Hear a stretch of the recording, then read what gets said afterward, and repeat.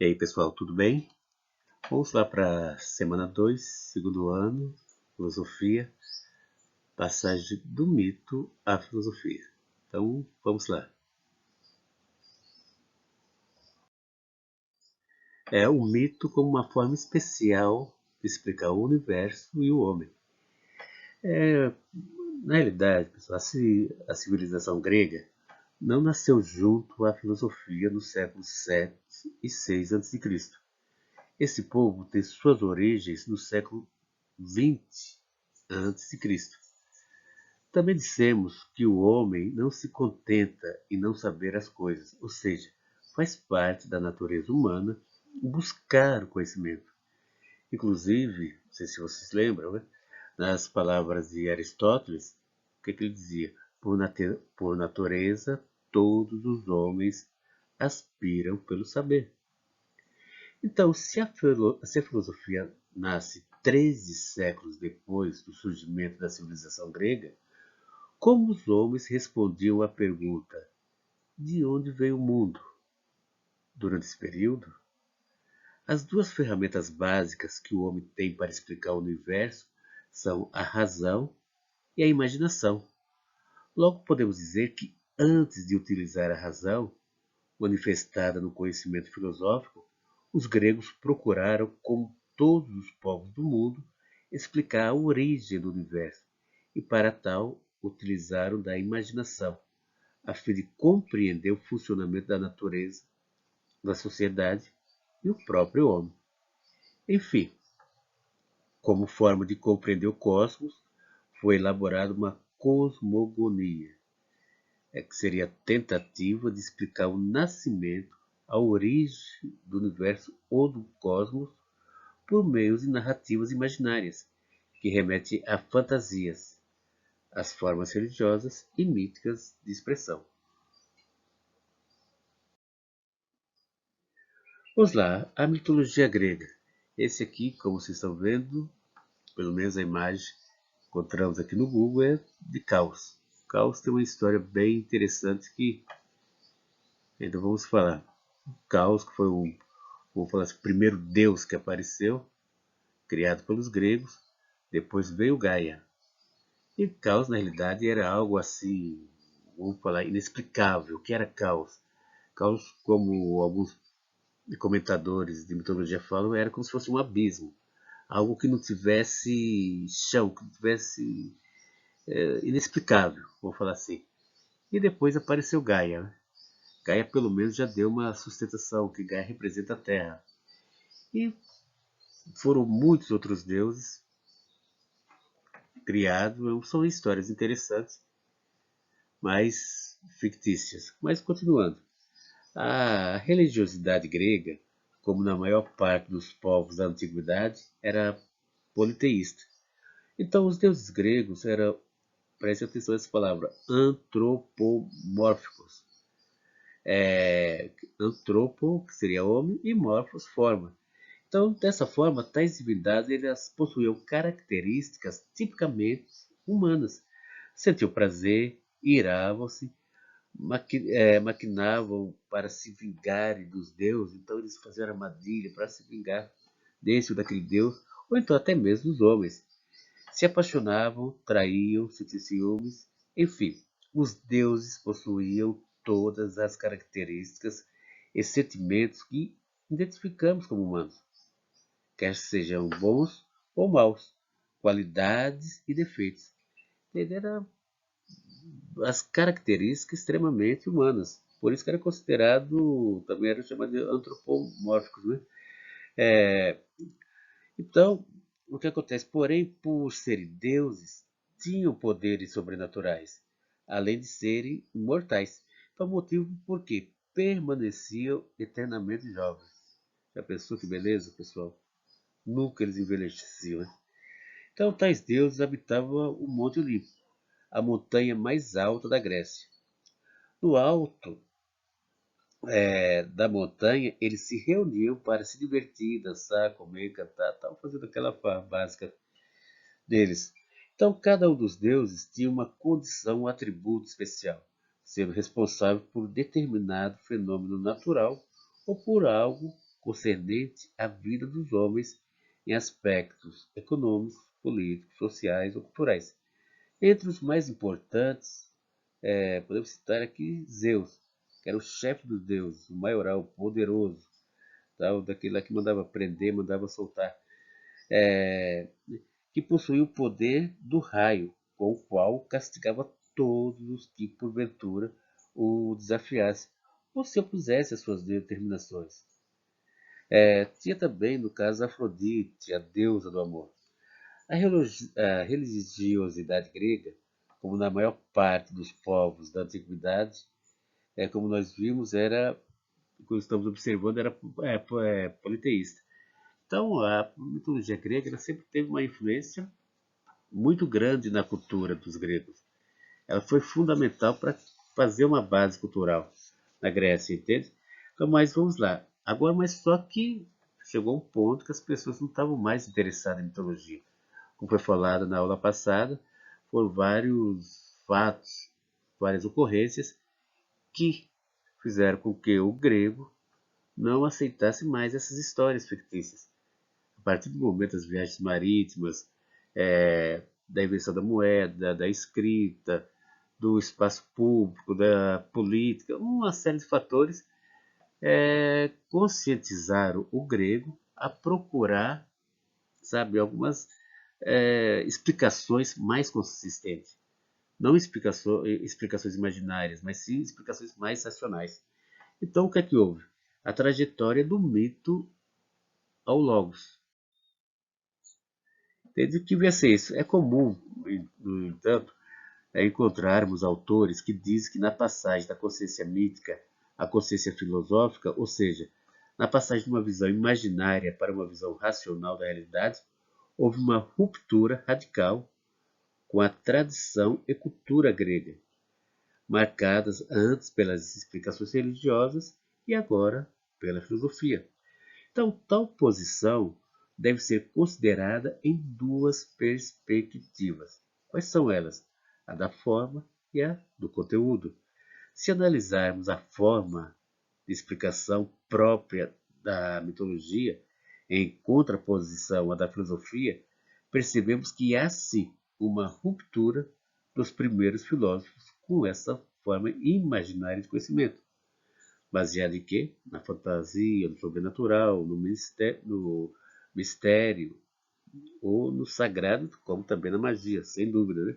Então, a filosofia ela buscará suas explicações com fundamentos na razão, na observação da natureza, melhor, da física, justamente como fizeram os primeiros filósofos, os pré-socráticos, que ainda estudaremos, sem dúvida nenhuma, que muito interessante. Por outro lado, analisando o conteúdo, veremos que a filosofia ela não rompe definitivamente com o mito, uma vez que, em grande parte, os problemas tratados pela filosofia são os mesmos que os mitos buscavam responder. Por exemplo, a questão da origem do universo e de seu funcionamento, antes explicada pela mitologia, sempre por meio de alusões ao campo divino. A filosofia tentará explicar com base na busca pré-socrática, pelo princípio primeiro e unificador da natureza, denominado por eles Arqué. Dessa forma, é incorreto afirmar que a filosofia rompeu radicalmente com os mitos. De alguma maneira, o que se observa, principalmente no início do pensamento filosófico, no período pré-socrático ou cosmológico, e também no período antropológico ou socrático, é uma complementaridade do mito. Então, em filosofia, na tentativa de conhecer e explicar a realidade, não há de se pensar em mito como uma mentira e filosofia como uma verdade.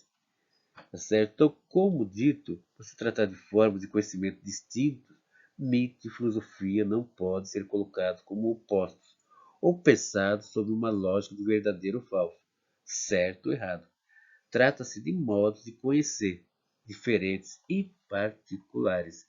Então, a aceitação do mito se fundamenta, como já lemos, já ouvimos, na autoridade de quem diz, pois pressupõe uma adesão daqueles que o recebem, Já a aceitação da filosofia se concentra naquilo que se diz, pois admite, ao contrário do mito, uma atitude crítica e investigativa. Então, pessoal, o mito é dado aos homens por quê? Pela revelação ou visão dos videntes, que no caso seriam os poetas, poetas rapsódios, né, que tinham o dom da vidência e transmitiam aos homens as mensagens dadas pelos deuses. Então, e como era esse tipo de mensagem? Ela se baseia na fé, confiança daqueles que o recebem como verdade e não necessita de justificativa nem de provas para ser aceito e seguido. Então, o que ele falava, as pessoas concordavam, porque eles analisavam como se fosse alguma pessoa enviado dos deuses. Então, acreditavam em tudo que eles falavam, que as mensagens deles eram tidas como praticamente sagradas. Inclusive a questão da imortalidade.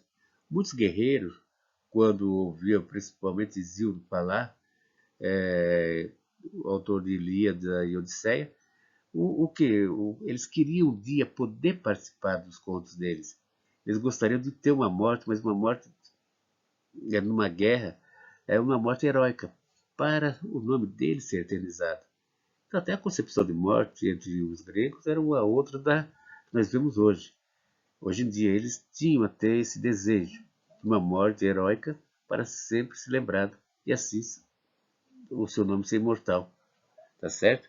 Agora, já a filosofia, ao contrário, ela deve ser justificada racionalmente, porque se assim não for, o argumento torna-se inválido e não será aceito. Então, o mito aceita contradições internas de seu discurso. Já a filosofia não aceita contradições, uma vez que deve ser inteligível e coerente com os princípios básicos do pensamento lógico. Agora, a filosofia, ao nascer, o que ela é? É uma cosmologia, uma explicação racional sobre a origem do mundo e sobre as causas das transformações e repetições das coisas. Para isso, ela nasce de uma transformação gradual e não radical, pessoal. É uma transformação gradual dos mitos. Nesse caso aí, há uma certa contestação, porque muitos se perguntam que essa transformação gradual dos mitos ou de uma ruptura radical com os mitos. Então, continua ou rompe com a cosmogonia, a antropogonia e a teogonia. Será que há essa ruptura? Sempre houve essa questão aí, se a ruptura foi radical ou ela foi gradual. Então aí tem duas formas de respostas dadas por alguns estudiosos. A primeira delas foi dada nos fins do século XIX e começo do século XX, quando reinava um grande otimismo sobre os poderes científicos e capacidades técnicas do homem. Dizia então que a filosofia nasceu por uma ruptura radical com os mitos, sendo a primeira explicação científica da realidade produzida pelo Ocidente. Agora, já a segunda resposta foi dada a partir do século XX, quando os estudos dos antropólogos e dos historiadores mostraram a importância dos mitos na organização social e cultural das cidades e como os mitos estão profundamente, vou falar assim, entranhados nos modos de pensar e de sentir de uma sociedade. Por isso dizia-se que, como qualquer outro povo, os gregos acreditavam em seus mitos e que a filosofia nasceu vagarosa e gradualmente do interior dos próprios mitos, com uma racionalização deles. Atualmente consideram-se as duas respostas exageradas e afirmam-se que a filosofia, percebendo as contradições e as limitações dos mitos, foi reformulando e racionalizando as narrativas míticas, transformando-as numa outra coisa, numa explicação inteiramente nova e diferente. Então, quais as diferenças que nós podemos falar aqui entre filosofia e mito? Nesse caso, podemos colocar as três mais importantes. Primeiro, o mito pretendia narrar como as coisas eram ou tinham sido no passado imemorial, longínquo e fabuloso. voltando-se para o que era antes que tudo existisse tal como existe no presente. A filosofia, ao contrário, preocupa-se em explicar como e por que no passado, no presente e no futuro, isso aqui vou abrir um parênteses, isto é, na totalidade do tempo, as coisas são como são. Outro ponto aqui, o mito narrava a origem através de genealogias e rivalidades ou alianças entre forças divinas, sobrenaturais e personalizadas. Enquanto a filosofia, ao contrário, explica-se a produção natural das coisas por elementos e causas naturais e pessoais. O mito falava em Urano e Gaia. Entende? Urano era o céu. Urano, inclusive, tem uma história dele com Gaia, que já contei para uma turma que já falamos sobre esse assunto, né? A relação de Urano e Gaia. Que é interessante. É interessante como eles criavam, como eles eram criativos e imaginável, eu tenho imaginação bem fértil. Então, a filosofia explica o surgimento desses seres por composição, combinação e separação do ar. Porque no caso, como estava falando, em relação, para explicar certos pontos naturais, causas naturais, eles apresentavam, falavam de mitos, como o caso foi de Urano, Gaia, teve outros também, Tártaro, oceanos, vários que eles usavam para justificar, explicar algumas condições naturais, tá certo? É, o mito, vamos supor, narra a origem então, dos seres celestes, no caso os astros, os terrestres, plantas, animais e os homens também, e eles justificam que eles surgiram a partir do casamento de Gaia, tá certo? Gaia teve um relacionamento com Urano, que, segundo a mitologia, e a primeira leva gerou que 12 titãs, sendo 6 homens e 6 mulheres. Entre um deles foi Cronos. O que é que Cronos fez? Gaia estava reclamando muito lá de Urano, que Urano ficava selado em cima dela, não saía de cima de Gaia. E o que acontece? Ela não podia então parir esses filhos. Eles ficavam presos nos grotões, no caso dos grotões de Gaia. E Gaia significa terra. Aí tudo bem, o que aconteceu? Aí o filho foi lá, o Cronos foi lá e castrou a Urano, tudo bem. Aí Urano sentiu, acusou a dor e pá, foi lá para o céu. Melhor, foi para o lugar dele, que ele seria o céu. E ele representava também o tempo. Então tudo, como a gente pode observar, era explicado de uma forma bem mitológica, de uma forma assim bem, sabe, impensável, né? E as histórias sempre passam, como toda história, vou falar assim, mitológica, sempre fala assim, num determinado lugar, num determinado tempo, numa determinada época, não tem nada de específico, nenhuma uma região específica, nenhuma data específica, né? Entende? Então, a filosofia já explica o surgimento desses seres por composição, combinação e separação dos 4 elementos, como o úmido, seco, quente, frio, ou água, terra, fogo e ar. Dessa forma. Agora, o mito ele não se importava com contradições, com o fabuloso e o incompreensível, não só porque esses eram traços pobres, melhor, traços próprios da narrativa mítica, como também porque a confiança e a crença no mito vinham da autoridade religiosa de quem? Do narrador. Agora, já a filosofia, ao contrário, não admite contradições, fabulação e coisas incompreensíveis, mas exige que a explicação seja coerente, lógica e racional.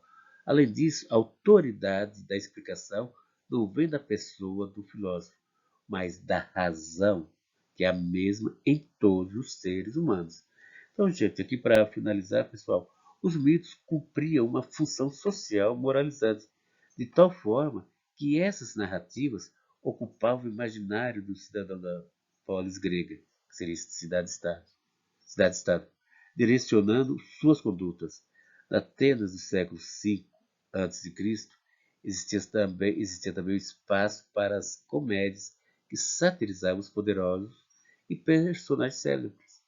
e as tragédias que narravam as aventuras e prodígios dos heróis, bem como seus fracassos. Então era bem movimentado a cultura nesse sentido. Né? Havia festivais em que os poetas e escritores competiam, elegendo as melhores peças e textos. Então esses festivais eram muito importantes na vida da polis grega. Era por meio desses eventos sociais que as narrativas míticas se difundiam. Tá certo, pessoal? Então, até a próxima aula, tá bom? Até mais.